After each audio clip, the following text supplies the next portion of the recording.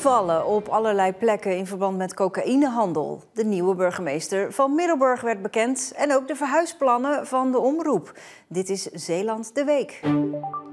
Een groot onderzoek naar drugshandel maandag onder leiding van het Openbaar Ministerie. Op meerdere plekken waren er invallen. De grootste was bij een bedrijf aan de San Marinoweg in de havens bij Vlissingen-Oost. Het onderzoek ging vanmorgen in alle vroegte van start.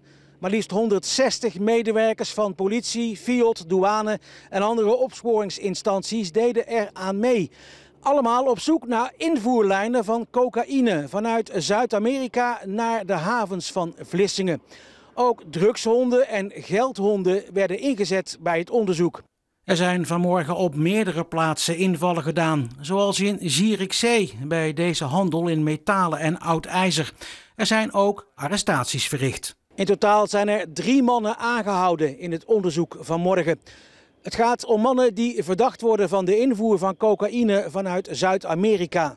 Bij die aanhoudingen zijn ook spullen in beslag genomen, zoals een boot, telefoons en computers. Woensdag worden de verdachten voorgeleid, dan beslist de rechtercommissaris of ze nog langer vast blijven zitten. En die heeft woensdag besloten dat ze nog minimaal 2 weken in de cel blijven. In beperkingen, dus ze mogen geen contact hebben met de buitenwereld, behalve met hun advocaat. Zeeuwse woningbouwverenigingen gaan financieel zware jaren tegemoet door de opdracht van de overheid om zeker 15.000 woningen in Zeeland te bouwen om zo het woningtekort terug te dringen. De woningcorporaties moeten daarvoor interen op hun financiële reserves, ondanks dat ze de huren met zo'n 5,5% mochten verhogen. Als voorbeeld kijken we naar de cijfers van Beveland Wonen. Het afgelopen jaar kwam er bijna 85 miljoen euro binnen. Voornamelijk aan huurinkomsten, maar ook door de verkoop van bestaande woningen. Maar daar staan ook flinke kosten tegenover. Ruim 55 miljoen euro voor onderhoud en vervanging.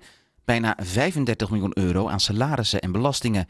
En dan is er nog de woondeal, want er moeten extra woningen komen. Dat kost Beveland Wonen nog eens 10 miljoen euro extra.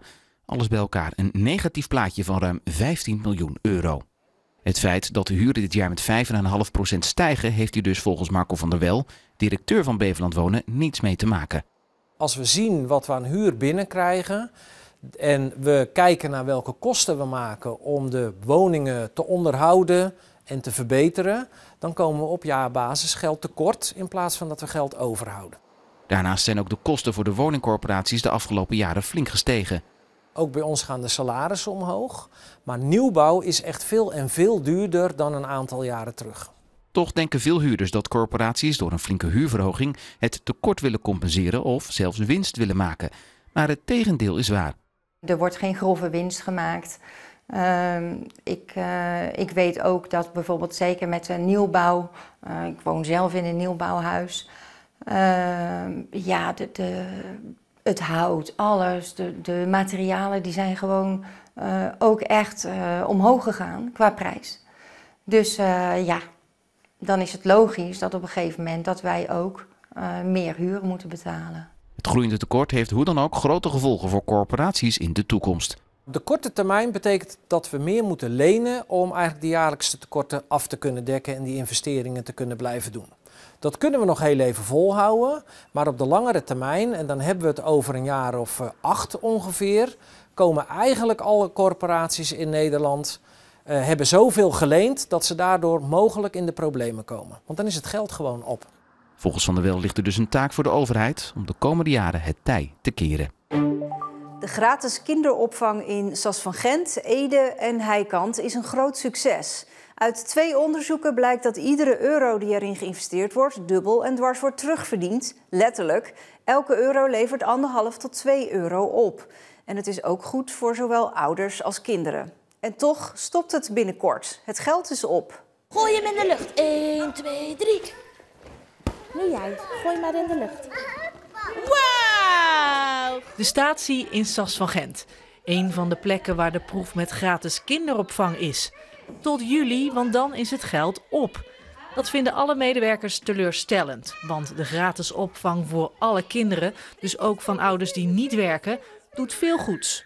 stap naar de basisschool is zoveel kleiner als kinderen hier al vroeg beginnen. Ze leren ons kennen, we zorgen voor een vertrouwensband, ze leren de kinderen waar ze mee in de groep kennen.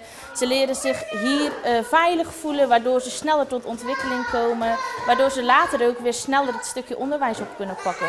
Je zorgt letterlijk eigenlijk voor een goede start. Ja, een hele goede start.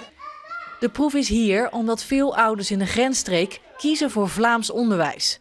Dat is daar vanaf 2,5 jaar gratis.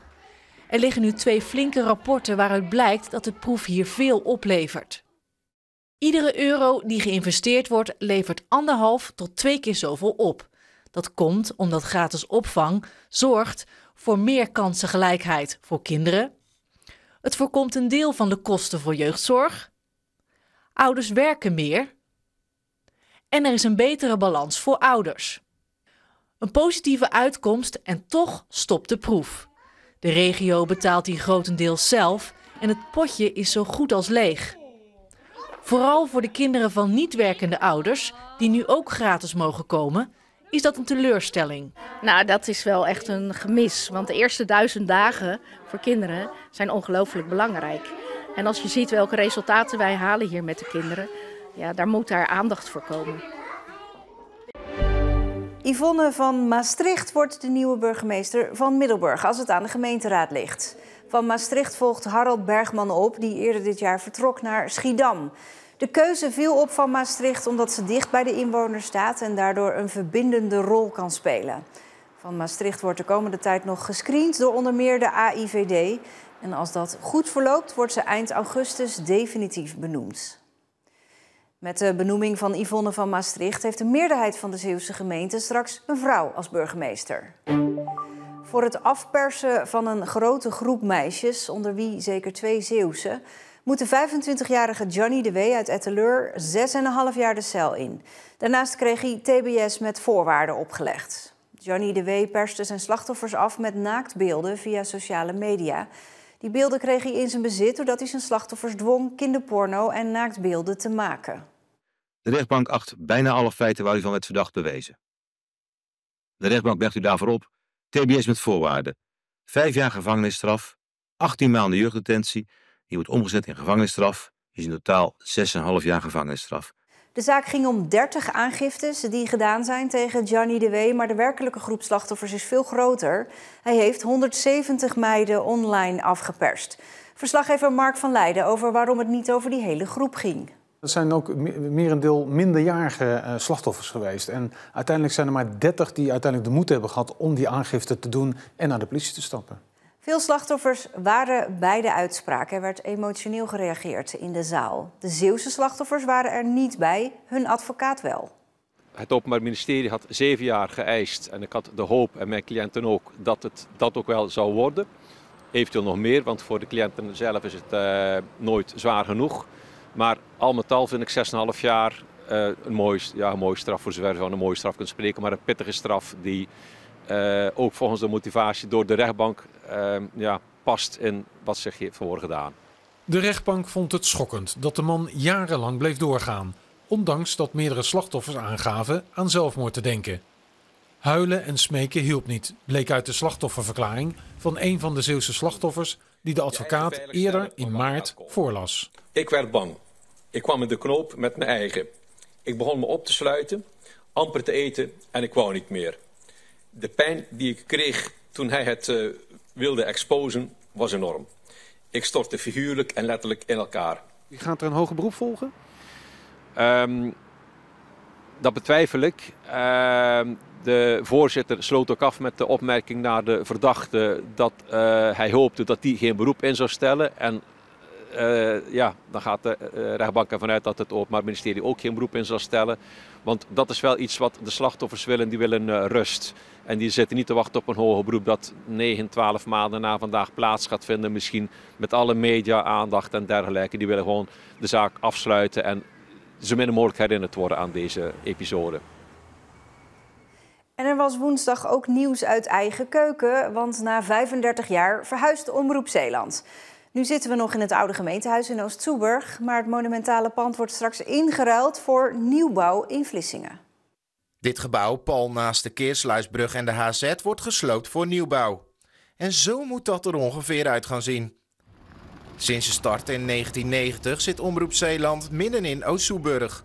Volgens directeur Mike Akkermans is het pand gedateerd. Het is een prachtig pand waar we nu zitten, pittoresk, charmant, alleen niet meer bij de tijd. Achterstallig onderhoud, we moeten er iets mee of we moeten weg en ergens anders iets moois gaan doen. Het afgelopen jaar is ook gezocht naar een nieuwe locatie in bijvoorbeeld Goes en Middelburg. Maar die werd daar niet gevonden. Het is een kans die voorbij kwam. We hadden ook ergens anders kunnen gaan zitten, bijvoorbeeld in een andere gemeente, op Walcheren of de Beverlanden.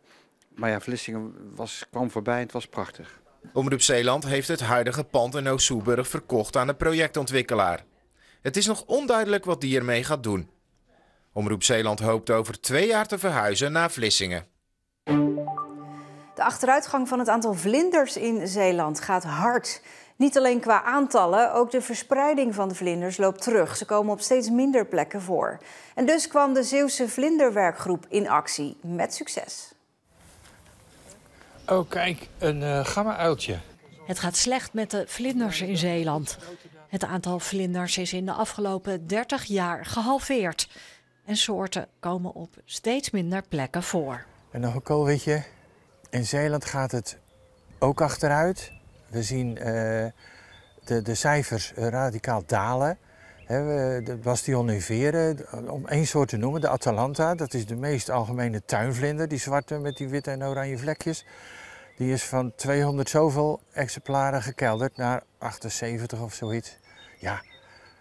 En die heeft gewoon de brandnetel als waardplant. Dus die heeft ruimte zat. Meer dan gehalveerd. Ja. Op 8 plekken in Zeeland zijn daarom speciale veldjes voor vlinders aangelegd. Zoals hier in Overzande. Het is de raket met heel veel knopjes erin, dus die gaat nog veel meer bloeien als het lekker weer is. Veldjes ingezaaid met typisch Zeeuwse bloemensoorten. Het zijn ook planten die speciaal vlinders aantrekken die hun eitjes afzetten op die planten. Dus het is niet alleen nectar, maar allebei, ook voor de voortplanting. De veldjes bestaan nu 3 jaar en blijken een succes. Een koninginnenpaadje hebben we een keer gezien. Dat was voor ons heel bijzonder, omdat we natuurlijk in de beginjaren nog helemaal niet wisten wat we konden verwachten. Elk klein plekje heeft zijn eigen bijdrage. Hè? Ook al lijkt het niks, ze hebben in ieder geval een nectarbar om te drinken. Donderdag was het Hemelvaartsdag en dat betekent uiteraard de nieuwe Zeeuwse Top 40. Welkom bij de Zeeuwse Top 40 van 2024. Meer dan 4000 mensen stemden dit jaar op de Zeeuwse Top 40. En dat resulteerde vandaag in deze top 3. Nummer 3. Hier aan de kust, de Zeeuwse kust. Nummer 2. Over de Schelde. Over de Schelde. Nummer 1. Het aantal dialectnummers in de lijst groeit, maar toch kwamen de meeste stemmen terecht op Danny Vera. Voor de 6e keer op rij staat Rollercoaster op nummer 1. Overal ontstekingen, zwellingen rond de bek en vaak de dood als afloop. Vorig najaar stonden schapenhouders machteloos tegenover het blauwtongvirus. Nu is er heel recent een vaccin beschikbaar gekomen en dus wordt er massaal geprikt. Een monsterklus.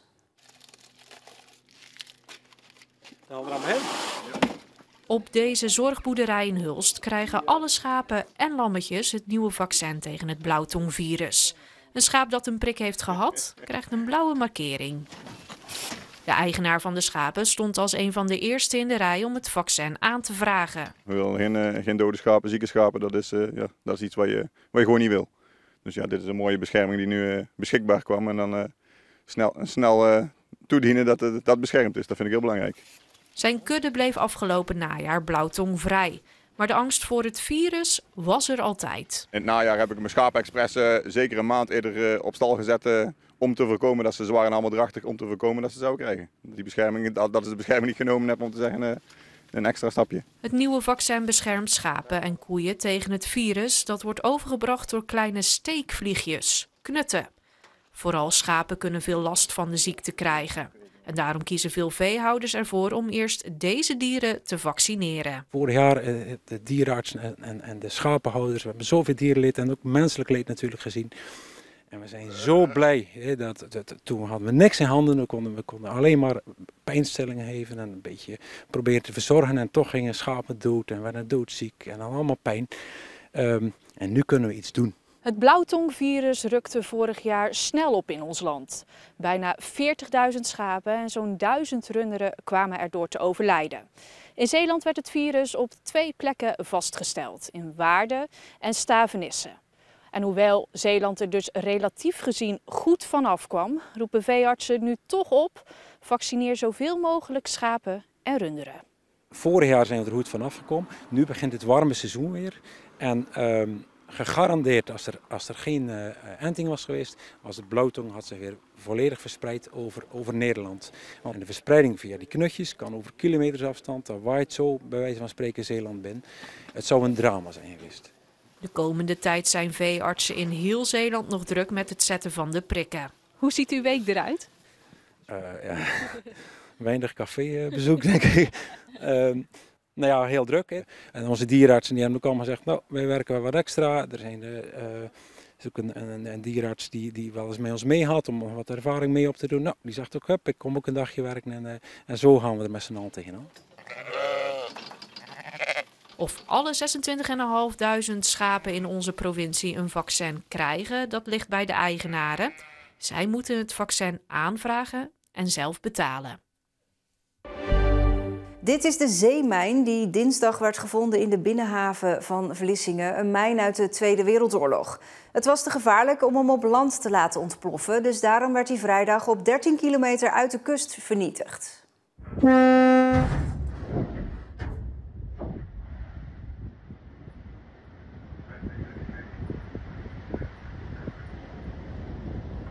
En daarmee zijn we aan het einde van de week en bent u weer helemaal op de hoogte.